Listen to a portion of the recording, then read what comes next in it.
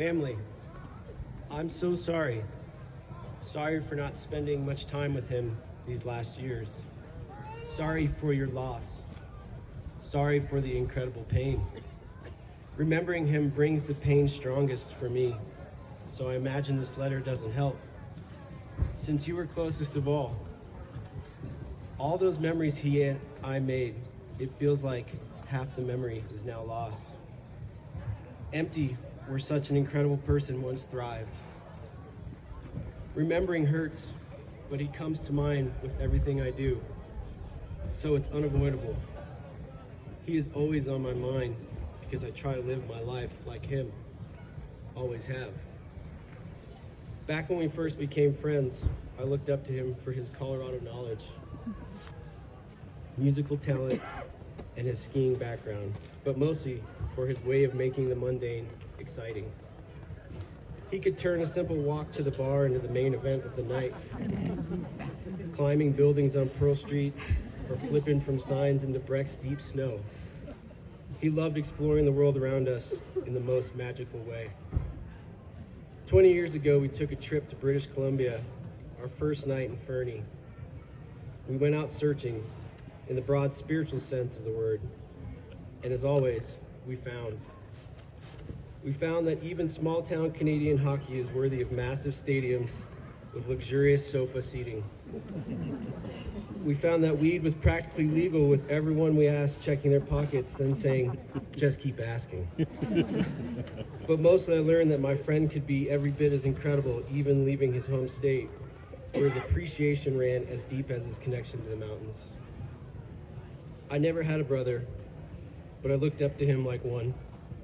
And a teacher, a guide, a mentor, an artist, a mountain man, a sailor, a musician. He was definitely a performer, and I was a huge fan. I guess I thought our friendship was forever. Every time we got together, it felt that way. Just back to old times. Same him, same me. I definitely thought there'd be another chance to catch up. I still ski every day. I cry every time. Thinking of him in one of his elements. He had so many, makes me sob. Skiing, mountains, music, laughter. He taught me the strength to cry. He was so tough, yet so capable of vulnerability. I learned from my peers, and he taught me how to be a man. He's the man I try to raise my son to be. He taught me, an aerospace engineer turned medical doctor, more than any other person I know. He was the best hugger, and he can't be there to hug us now, but I know I'm a better person having known his embrace, his laugh, his love for life. I'm trying to continue living like he would, but he always had a plan, and without him in the world, I wonder at my plans.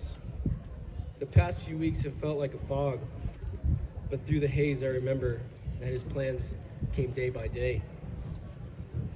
So I'm trying to be like him, day by day, like I've always done. I keep walking in the mountains and thinking of him.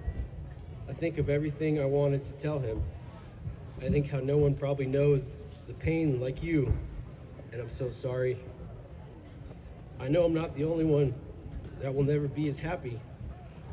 Others know the world is forever darker with the loss of his light, and somehow this is a comfort. I've never been great at keeping in touch, and I never thought I would lose touch with him like I did. Life moves fast until it stops like this.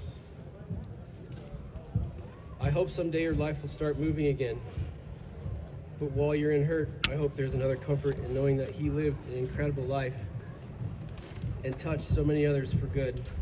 He lived honestly and without regret. He was peacefully passionate and the life of the party, a phenomenal athlete, a dreamer, and a creator. He was both a good and great man. Dave was absolutely the coolest and the best friend I've ever known.